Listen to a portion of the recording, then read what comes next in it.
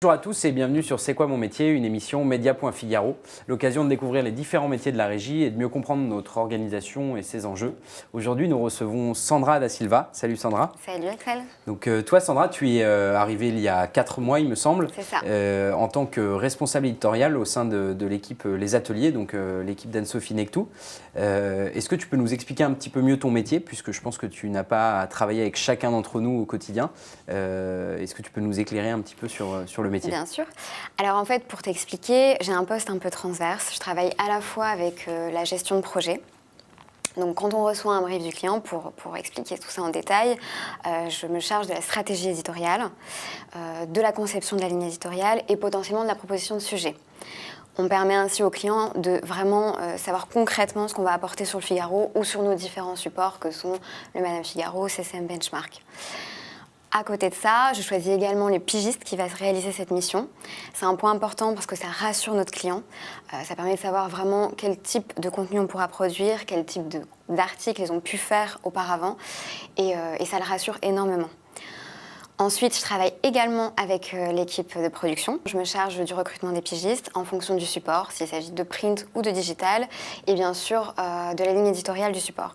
Donc qu'il s'agisse du Figaro, du Madame Figaro ou des sites de CCM Benchmark, on va choisir un pigiste spécialisé qui sera à même de produire un contenu spécifique avec le jargon attendu par nos clients.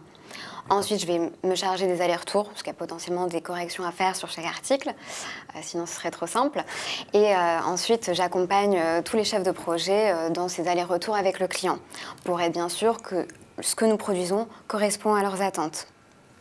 Et j'accompagne également jusqu'à la mise en ligne de chaque projet. D'accord, donc en fait tu vois vraiment le projet de sa création jusqu'à sa finition entre guillemets. Exactement. Et en fait toi ton travail en fait consiste à être garante en soi de la deuxième valeur ajoutée du groupe Figaro qui est le contenu, puisqu'on va avoir d'un côté l'audience et puis d'un autre côté le contenu de très grande qualité d'ailleurs. Et donc toi tu proposes un contenu à nos annonceurs pour aller plus loin. Dans leur prise de parole. Exactement. En fait, l'important, c'est aussi de produire un contenu qui leur corresponde, mais qui soit quand même de l'édito avant tout. C'est important pour les internautes et les lecteurs d'avoir un contenu vraiment éditorialisé, qui soit le moins publicitaire possible et qu'ils aient vraiment une information pertinente qu'ils apprennent derrière. D'accord. Écoute, c'est très clair. Merci beaucoup. Comment on devient responsable éditorial, Sandra? On fait des études de responsable éditorial. Tu peux nous expliquer d'où tu viens? Alors en fait, j'ai une formation de journaliste classique que j'ai pu faire à Lille, parce que je suis originaire de Lille. Et ensuite, je suis arrivée à Paris, j'ai intégré des groupes de presse plutôt classiques. Je me suis spécialisée dans la presse féminine. J'ai travaillé au L et j'ai travaillé pendant 4 ans chez Webedia. Donc ça a été un peu mon virage, parce que j'ai plutôt une formation journalistique classique et j'ai fait un virage un peu publicitaire en intégrant cette équipe. Mais je me suis toujours spécialisée dans la beauté parce que j'ai travaillé pour L'Oréal Paris et L'Oréal Group pendant 4 ans. D'accord, ok. Donc on a créé pour eux des sites, des plateformes via du brand publishing, donc qui est du contenu de marque mais qui reste éditorialisé. D'accord, donc tu as pu connaître un peu toutes les facettes du monde publicitaire et en plus du journalisme. Exactement. Donc comme quoi les deux ne sont pas indissociables. Sont pas indissociables. Et qu'est-ce qui te motive aujourd'hui chez Média.Figaro au quotidien? Qu'est-ce qui t'anime quand tu arrives ici?